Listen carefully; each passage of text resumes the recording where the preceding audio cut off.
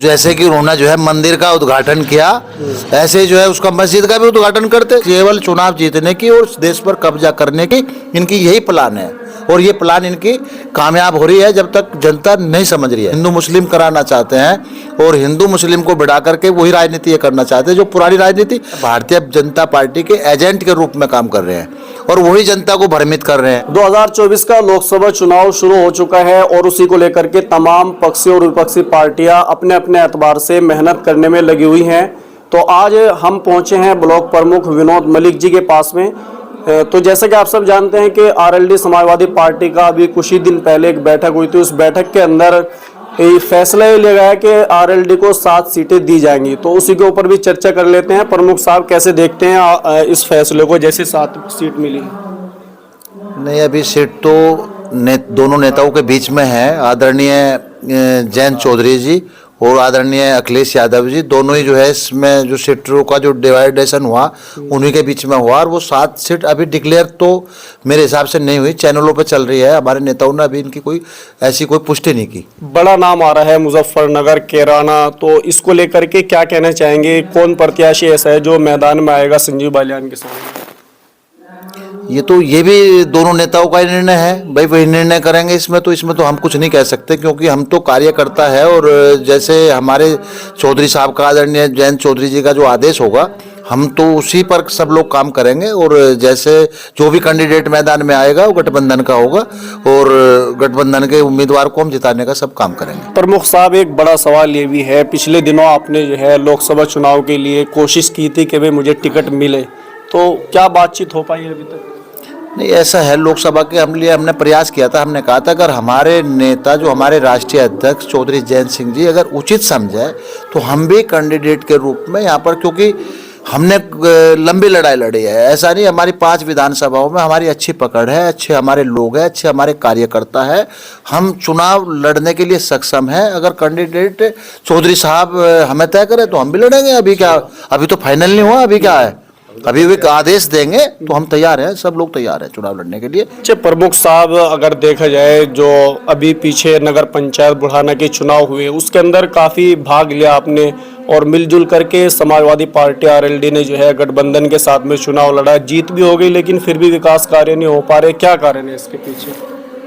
ये सरकार की एक ऐसी नीति है, भारतीय जनता पार्टी सरकार की, ये चाहते हैं कि विपक्ष के लोग कहीं भी काम ना करें। आप लोगों को पता होगा जो विपक्ष की भूमिका में जो लोग रहे, जो पहले भी चुनाव लड़े, उनको चुनाव नहीं लड़ने दिया। इन्होंने अपनी तानाशाही के बल पर जो है सारे को अपने निर्विरोध कैंडिडेट चुनाव मैदान में जिताने का काम किया।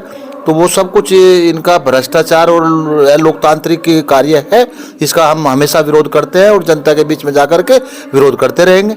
बड़ा सवाल ये भी उठता है भाई, जब समाजवादी पार्टी आरएलडी गठबंधन के जो प्रत्याशी जीत के जाते हैं काम करवा नहीं पाते तो फायदा क्या है वोट दे करके? नहीं, ये तो जनता को देखना चाहिए। जब भारतीय जनता पार्टी की आप सरकार बनाएंगे और जब सरकार काम नहीं करने देगी तो जो हम लोग जीत करके भी हम काम नहीं कर पाते तो प्रशासन की व्यवस्था जो है सरकार के हाथ में होती है। तो प्रशासनिक जो व्यवस्था, प्रशासनिक ढांचा जो काम नहीं करने देता तो जिम्मेदार तो सरकार है इसकी सीधी सीधी। तो सरकार को ही बदलना एक इसका विकल्प है। जब आप सरकार बदल देंगे तो ऐसा संभव होगा कि आपको पता लगेगा गठबंधन कितनी रफ्तार से आपका विकास कराता है। आप लोग देख भी रहे हैं आजकल युवाओं का क्या हाल है, कहाँ नौकरी है, सब बेरोजगारी है।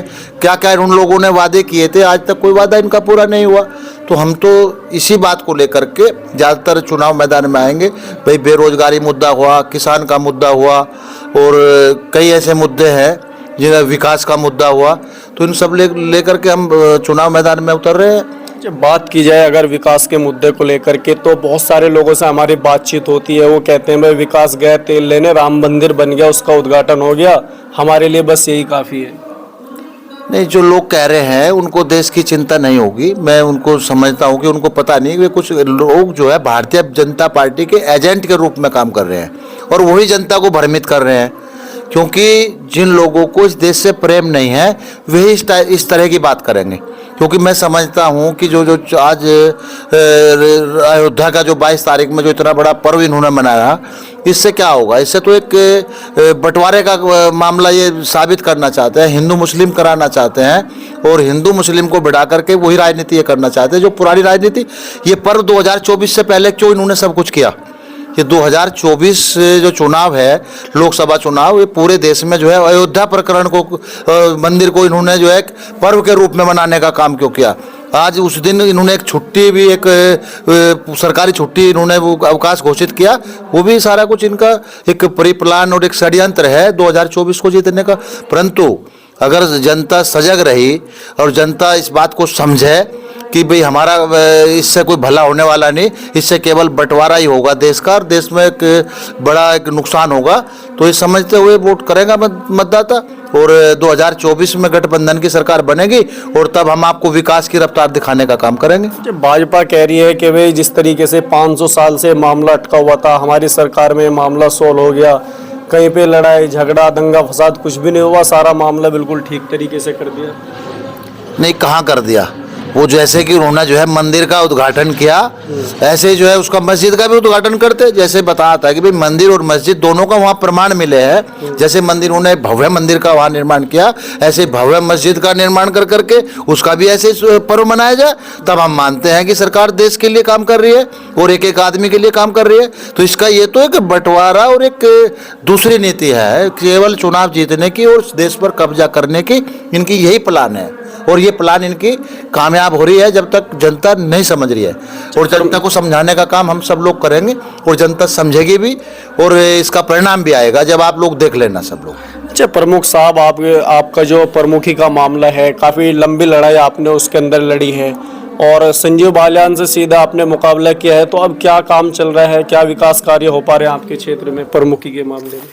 देखिए, ये सब कुछ आज जो लड़ाई हुई है, जो हमारा जो सर्वोपरि उच्च न्यायालय जिसके आदेश पर आज हम यहाँ पर स्थापित हुए हैं, जो विकास कार्य जो स्टार्ट हुए हैं, मैं इसकी बधाई, जो हमारा जो न्यायालय है आज भी वो इंडिपेंडेंट है और जो अच्छा न्याय मिलता है उसके आधार पे ही आज हमारा काम चल रहा है। किसी की कोई इसमें वो नहीं रही, कोई सहानुभूति नहीं रही, ना कोई विकास कराना चाहता।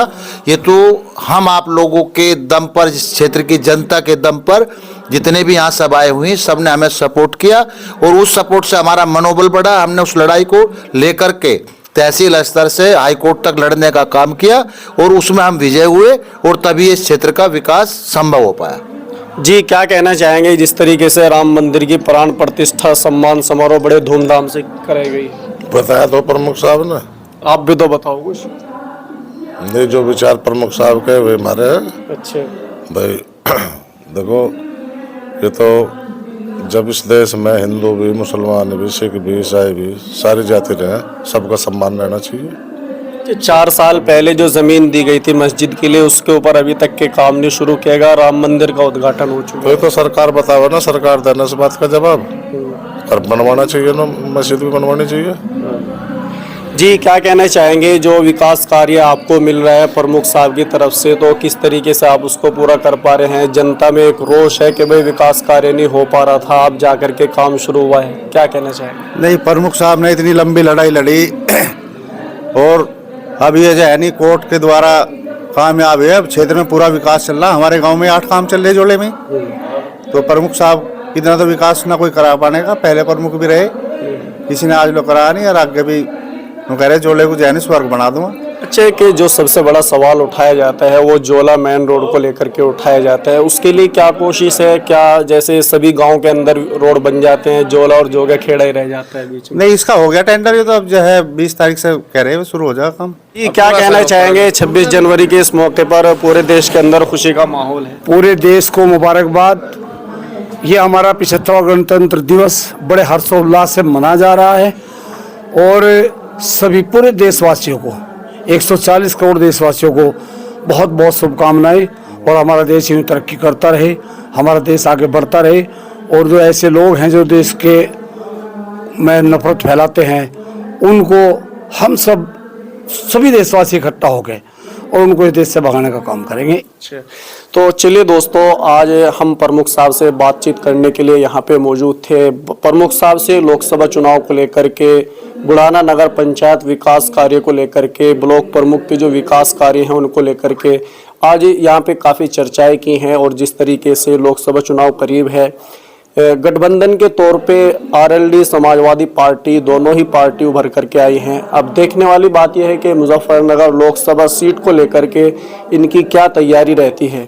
तो इस पूरे मामले में अगर आपके मन में कोई सवाल हो, कमेंट बॉक्स में लिख सकते हैं। शुक्रिया।